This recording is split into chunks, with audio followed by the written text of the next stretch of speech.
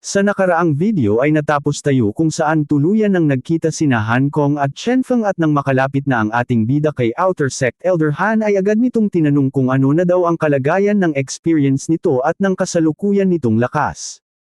Na seryoso namang tinugunan ng ating bida at bago niya sagutin ang katanungan ni Han Kong ay nagpasalamat muna siya dito at matapos nito ay seryoso niyang sinabi na di daw nag-improve ang kanyang cultivation level sa naging experience niya at tanging ang 6th level of posterior heaven lamang daw ang kanyang naabot at siya ring kasalukuyan niyang lakas. Subalit sa isip-isip ng ating bida na kailangan muna niyang magsinungaling sa ngayon dahil ang totoong lakas niya ay katumbas na ng 9th level of posterior heaven dahil sa ginawa niyang closed door cultivation na ang PUCOS ay upang mapalakas ang foundation subalit di ito nakakaapekto sa level na nakikita ng lahat sa isang cultivator at magagamit niya ito upang gulatin ang lahat ng nangmamaliit sa kanya. Subalit sinabi naman ni Han Kong na napakalaking improvement na do ang nagawa ni Chen Feng dahil di daw madaling maabot ang 6th level of posterior heaven sa madaling panahon lamang, at matapos nito ay agad niyang ilinabas ang isang cultivation method at sinabi niyang hiniram niya ito sa Martial Skill Pavilion subalit huli na daw si Chen Feng para mapag-aralan pa ito dahil kulang na daw ang antay-tirang oras ng ating bida bago pa magsimula ang una niyang laban. Subalit tila di naman naintindihan ni Chen Feng ang pinagsasabi ni Han Kong kung saan makikita itong nagpapuso ang mata nang makita ang martial skill na ilinabas ng kanyang Outer Sect Elder dahil isa daw itong yellow grade 3rd rank martial skill na tinatawag na Falling Rain and Flying Flower Swordsmanship. At ang lahat naman ng mga sinambit ng ating bida ay agad pang danagsungan ni Han Kong kung saan may pagpapaliwanag niyang sinabi na ang Falling Rain and Flying Flower Swordsmanship ay nakatuon sa pagpaslang ng kalaban o sa madalit sabi ay isa itong offensive martial arts kung saan isa itong pamamaraan para i-condense ang chi sa itsura ng talulot ng bulaklak na nanlalaglag. Dagdag pa ni Outer Sect Elder Han na kung magagawa ng isang cultivator na maabot ang peak level ng teknik ay magagawa daw nitong magpaulan ng nakakapangilabot na lakas habang makikitang nagliliparan ang mga talulot ng bulaklak sa kalangitan na at magiging nakakapangilabot ng teknik. Sinabi pa ni Han Kong na kung magagawa lamang daw matutunan ni Chen Feng ang kahit kaunti sa teknik na ito ay magagawa nitong maabot ang championship subalit huli na daw ang lahat para sa ating bida dahil nangangailangan ito ng mahabang panahon para matutunan ang unang bahagi pa lamang ng teknik. Subalit di lang pinansin ng ating bida ang sinambit ni Martial Uncle Han nang sabihin nitong huli na ang lahat para sa pagsisinay nito at marahan pang nagpasalamat ang ating bida dito dahil daw bagay na bagay lamang sa kanya ang teknik. At matapos niya itong masabi ay mabilis nang naupo ang ating bida at habang sinasabing magsisimulan na siya sa pag-aaral ng teknik ngayon. At bago pa siya mag-umpisa ay mariin muna niyang tinitigan ang cultivation method na ibinigay sa kanya ni Martial Uncle Han habang iniisip na ang Great Golden Palm daw ay nakapuko sa pagdepensa at wala pa daw siyang martial skill para sa opensa na matagal na niyang hinahanap kaya daw naman napakaswerte niya at sa tingin daw niya ay ginawa talaga ang Falling Rain and Flying Flower Swordsmanship para sa kanya. Habang makikita naman si Uncle Han sa isang gilid na may pagtatakang nakatingin sa ating bida at di siya makapaniwala sa kanyang narinig na ngayon na mismo pag-aaralan ni Chen Feng ang ibinigay niyang teknik. Dagdag pang sinabi ni Martial Uncle Han sa ating bida na makikitang nagko-cultivate na halos kalahating oras na lamang daw bago ang laban nito sa ibabaw ng ring at sa ganun daw kabilis na panahon ay nakasisigurado siyang walang kahit anong matututunan ang ating bida dahil lubha daw na komplikado ng teknik at maging ang mga genius ay walang kumpiyansang mamaster ito agad-agad. Habang iniisip lamang ni Chen Feng ang patungkol sa natutunan niyang teknik na Patrilift Sutra kung saan kaya daw nitong mapabilis ang sirkulasyon ng kanyang chi kaya naman mabilis lamang niyang magagawang mapag-aralan teknik at sa tulong daw ng teknik ay sapat na ang kalahating oras para may matutunan sa teknik na kanyang pinag-aaralan. Maya-maya pa ay bahagya niyang idinilat ang isa niyang mata at may pang-asar na sinabi kay Martial Uncle Han na mas mabuti na daw na merong ginagawa sa kahit kunting oras kisa sa basta lamang nakanganga at nagsisayang ng panahon. Nabahagya namang di nagustuhan ni Martial Uncle Han kaya naman mariin itong sinabi sa ating bida na wala pang sino mang cultivator ang naitala sa kasaysayan na nagawang may matutunan sa teknik na ito nang wala pang isang oras at dagdag pa nitong pangmamaliit na wala siyang kumpiyansang magagawa man lang ng ating bidang maintindihan ang paunang salita patungkol dito. At ang mga sinambit naman ni Martial Uncle Han ay agad na sinalungat ni Senior Sister Han at mariin din itong sinambit sa kanyang ama na basta't magtiwala lang kay Chen Feng dahil di daw nila alam kung anong kaya nitong gawin, Bukod pa doon ay sinabi din niyang wala naman silang alam kung may mataas ngang abilidad ang ating bida pagdating sa pag-aaral ng teknik kaya't manood na lamang daw sila. At ang lahat naman ng mga pagtatanggol ni Senior Sister Han sa ating bida ay agad na naintindihan ng ama nito kung bakit ito nagkakaganito ang ugali pagdating sa ating bida kaya naman may pang-asar niyang sinabi kay Senior Sister Han na mukhang meron daw namumuong kakaiba sa dibdib nito pagdating kay Chen Feng, at ang kanyang namang sinabi ay di lang pinansin ni Senior Sister Han na walang naintindihan sa mga sinabi ng kanyang ama kaya naman inasar na din lamang niya ito pabalik.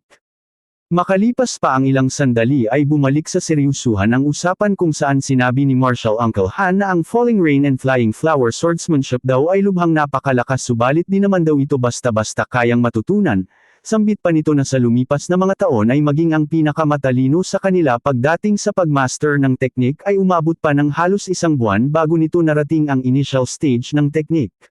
Dagdag pa ni Uncle Han Kong na kahit pa daw totoo ang sinambit ni Senior Sister Han patungkol kay Chen Feng na may sapat nga itong talino pagdating sa mga teknik ay lubha pa din daw na imposibleng magawa man lang nitong maabot ang initial stage ng teknik sa ganito kaiksing panahon lamang, at nang matapos na itong magsalita ay sakto din naman ang pagdilat ng mga mata ni Chen Feng senialis na tapos na din ito sa kanyang ginagawa.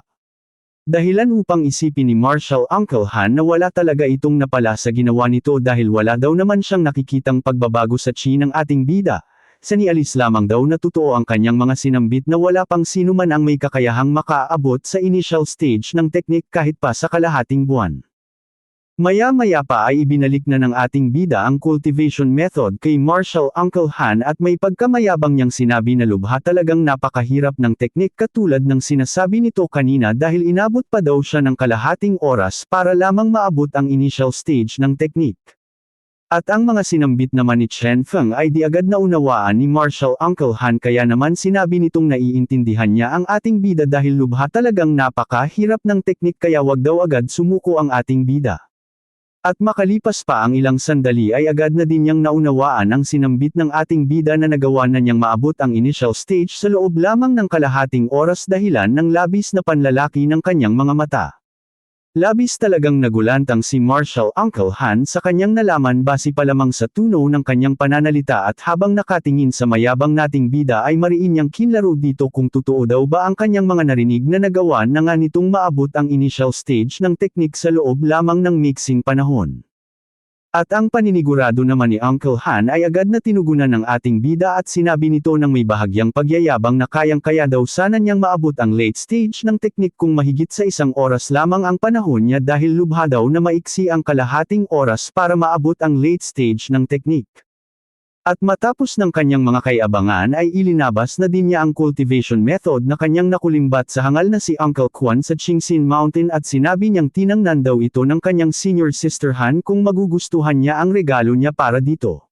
At nang mag-umpisa na nga si Senior Sister Han sa pagsuri sa cultivation method na ibinigay ni Chen Feng ay makikitang nagbitubutuhan pa ang mga mata nito sa tuwa habang sinasabing ang yellow grade cultivation method daw na ito ay ang kanyang matagal nang hinahanap na bagay sa ginagamit niyang teknik na weapon skill at sa tulong daw nito ay mas lalo siyang lalakas, kaya naman lubos siyang nagpasalamat sa ating bida sa paghahanap nito para sa kanya. At ang pasasalamat naman ni Senior Sister Han ay tinugunan lamang ng ating bida at sinabi niyang masaya daw siyang makatulong sa kanyang Senior Sister Han. Na tinugunan naman ni Senior Sister Han pabalik at sinabi nitong di daw siya makapaniwalang concern din sa kanya si Chen Feng, habang makikita naman si Marshal Uncle Han sa likuran na tila di na pinapansin ng dalawa kaya nagkakaganito ang ekspresyon ng mukha nito. Makalipas pa ng ilang sandali ay tuluyan na ding nagpaalam ang ating bida sa dalawa upang magtungo na sa arena dahil mag-uumpisa na ang kanyang unang laban sa nagaganap na competition. At ang pagpapalam naman ng ating bida ay agad na tinugunan ni Senior Sister Han at sinabi nitong kayang-kaya daw ni Chen Feng ang magaganap na laban upang mas mapalakas pa ang loob nito. Habang makikita naman si Marshal Uncle Han na tila proud sa talino ng ating bida pagdating sa pag-aaral ng teknik dahil daw nagawa nitong maabot ang initial stage ng Falling Rain and Flying Flower swordsmanship sa loob lamang ng kalahating oras na walang sino man ang naitalang nakagagawa. At habang nakatingin sa papaalis nating bida ay sinabi nito na mukha daw na maswerte ang kanyang senior brother yan sa pagkakaroon nito ng disciple na kagaya ni Chen Feng dahil di daw ito nagkamali sa pagkuha dito bilang disciple. Matapos makaalis ang ating bida upang magtungo sa arena ay makikita naman ang mag-amang naiwan sa loob kung saan mariin pang ipinagdiinan ni Senior Sister Han ang kanyang tamang hinala sa ating bida na may pangbihira itong talento pagdating sa mga teknik dahil meron daw siyang kakaibang mga mata na may kakayahang makakita ng mga genius na gaya ni Chen Feng. At ang kanya namang mga sinabi ay agad na tinugunan ni Marshall Uncle Han at sinabi nitong baka daw kaya ito nagkakaganito ay may pagtingin ito sa ating bida. Bukod pa dun ay alamaan daw naman niya ito kaya wag na daw gumawa pa ng kung ano-anong paraan si Senior Sister Han para lamang ipabatid ito sa kanya. At ang mga pinagsasabi naman ni Marshall Uncle Han ay labis na ipinamula ng mukha ni Senior Sister Han at mariin niyang sinabi sa kanyang ama na itinuturing lamang daw niyang parang kapatid si Chen Feng kaya wag daw itong magsalita ng kung ano-anong mga paghihinala sa kanya. At dahil sa inis ay sinabi na lang nitong kalimutan na lamang nila ang kanilang pinag-usapan ngayon at magtatango na din daw siya sa arena para mapanood ang mga magiging laban habang kitang-kita dito ang labis na panggagalaiti na umabot pa sa puntong mag-usok-usok ang ulo nito dahil sa sinabi ng kanyang ama. At habang papalayo si Senior Sister Han ay inasar pa ito ng kanyang ama at natatawa nitong sinabi na sa kabilang pintuan daw ang arena kung nasaan magaganap ang laban ni Chen Feng.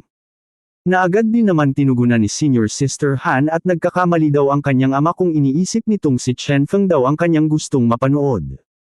At matapos nito ay lumipat naman ang eksena sa labas kung saan makikita ang napakaraming cultivator sa paligid ng arena habang malakas na ipinagsisigawan ang kani-kanilang mga pambato at ipinagmamalaking mananalo daw sa magaganap na labanan.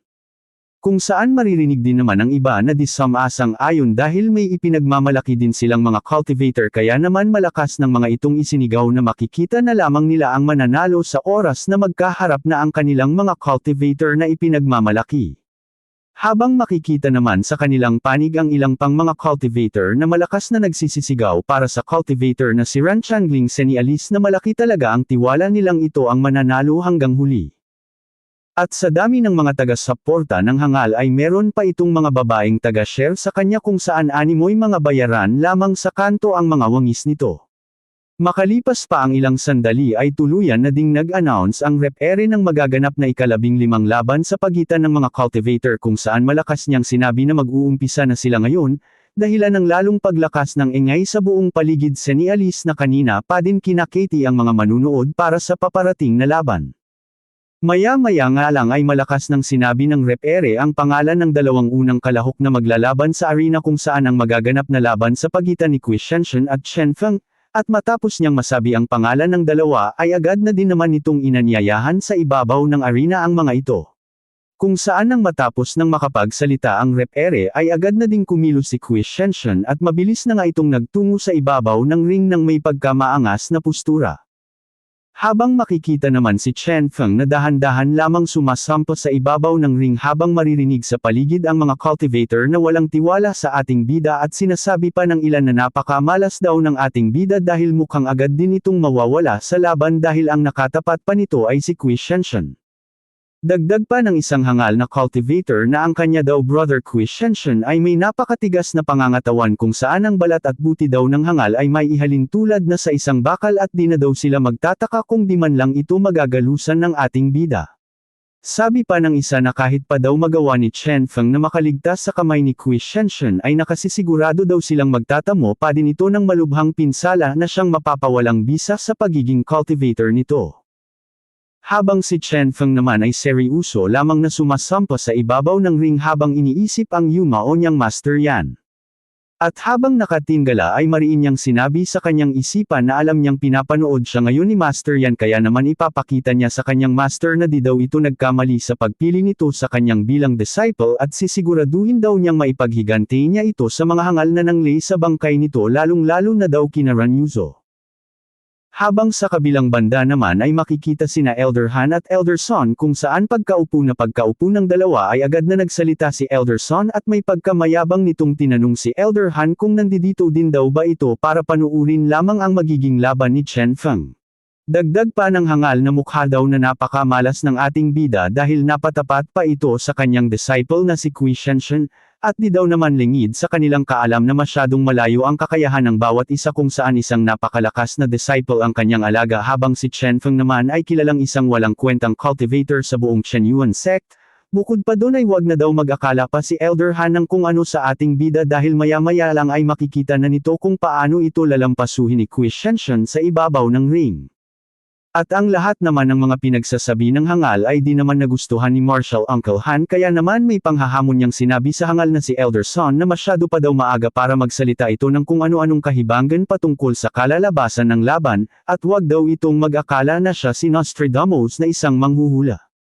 At ang pang-asar naman ni Marshall Uncle Han sa hangal ay di din ito nagustuhan at kahit naiinis na ay nagawa pa nitong humagalpak ng tawa sabay sabing wala daw naman talaga silang maasahan na maipapakita ng ating bidang kung ano dahil isa daw itong basura na walang silbi gaya ni Master Yan Qingyu na isang walang pakinabang na elder. At ang mga pangmamaliit ng hangal na si Elder Son sa ating bida lalong-lalo na sa kanyang namayapang senior brother Yan ay napatingin siya dito ng may kakaibang ekspresyon ng dahil sa panggagalaiti subalit di naman napigilan ng titig ni Elder Han ang hangal na si Elder Son at malakas pa nitong sinabi na sa oras daw na magawang manalo ni Chen Feng sa kanyang disciple na si Qui Shenshun ay kakain daw siya ng dumi ng tao sa harap ng madaming cultivator. Kaya naman nakuha din ng hangal ang atensyon ni Senior Sister Han na kanina pa din nagpipigil ng galit sa hangal na elder. Maya-maya pa ay may pagkakalmadong sinabi ni Marshall Uncle Han na sa dapat daw ay tumupad ito sa kanyang mga sinabi at ngayon pa lamang daw ay handa na nito ang kanyang tiyan dahil mukha daw na mag-aalmusal ito ng dumi dahil sa mga pangmamaliit nito kay Chen Feng.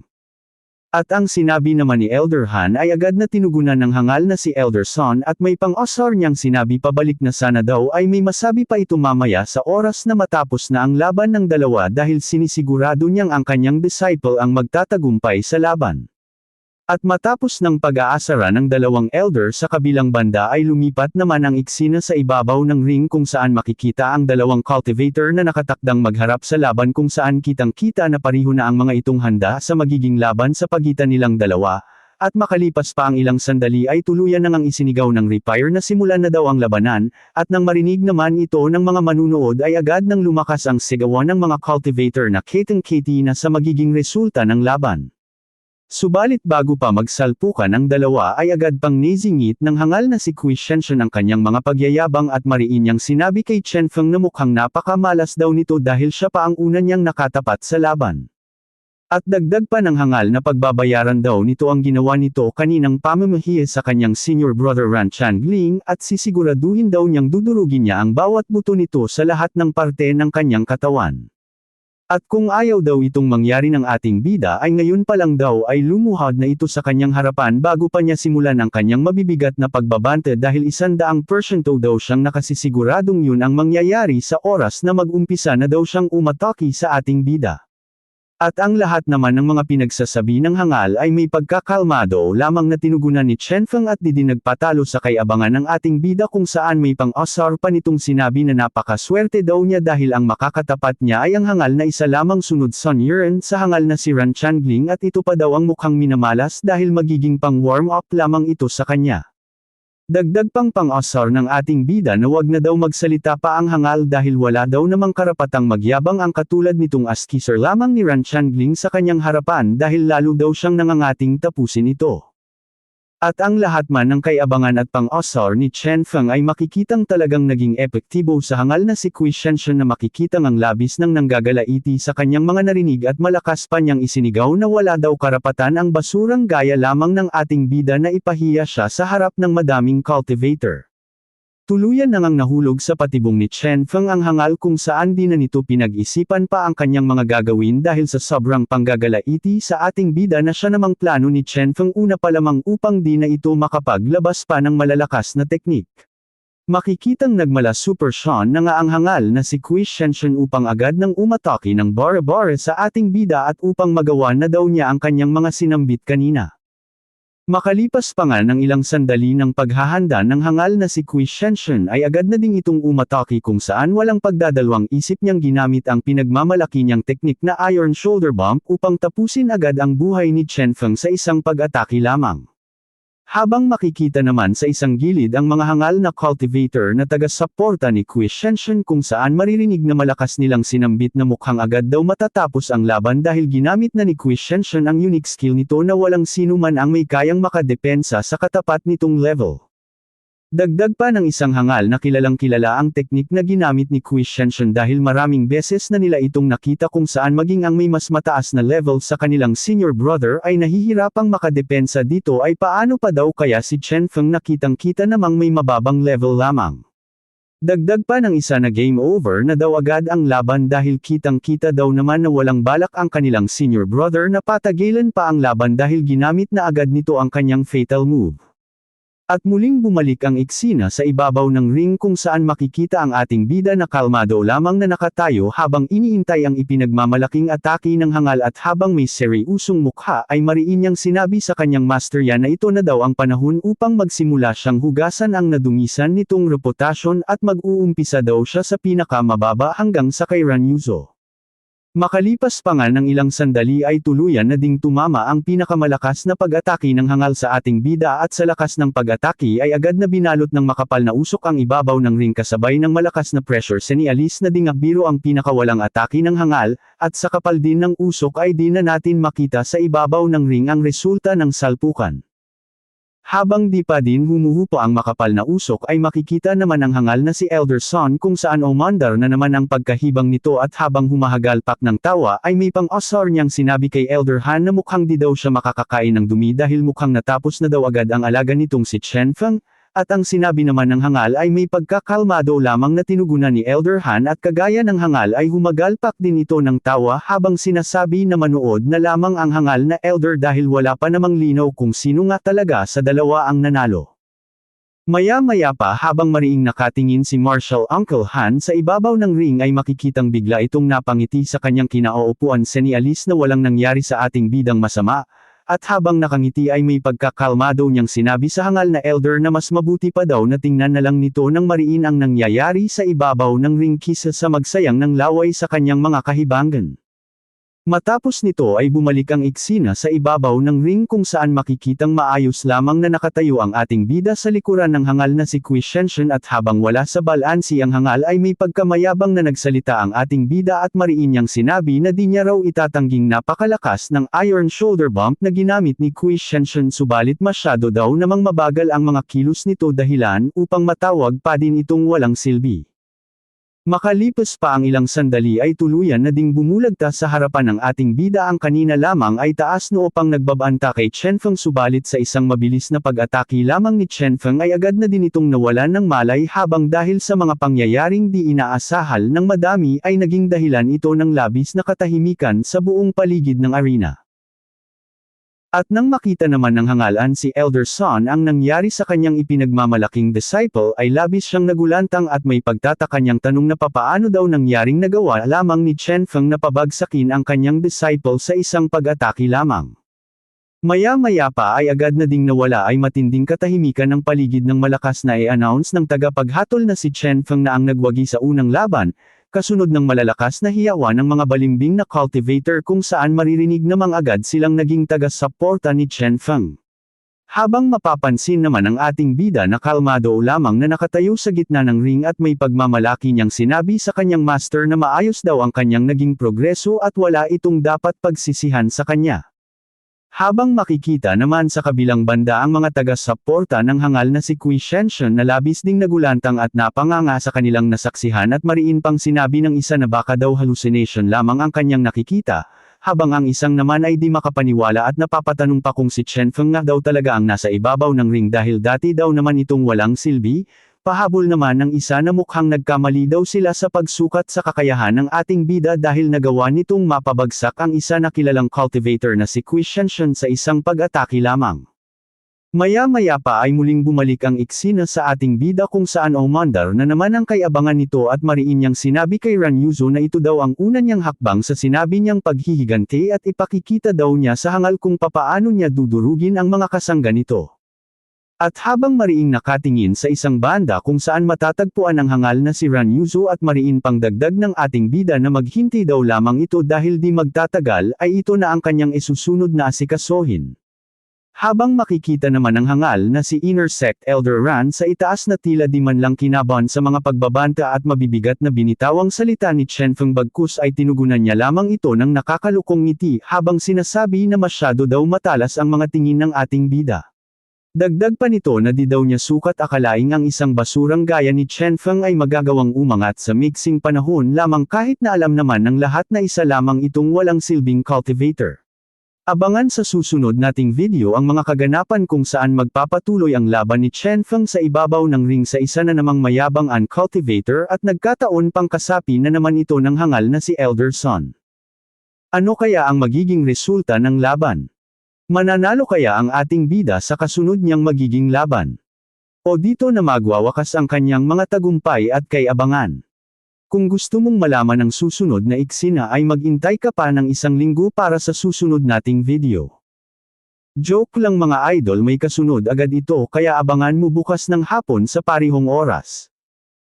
Kung nagustuhan niyo ang kwento, huwag kalimutang mag-like at mag-comment, at kung gusto niyo pa ng ibang recap tulad nito, mag-subscribe na. Hanggang sa muli.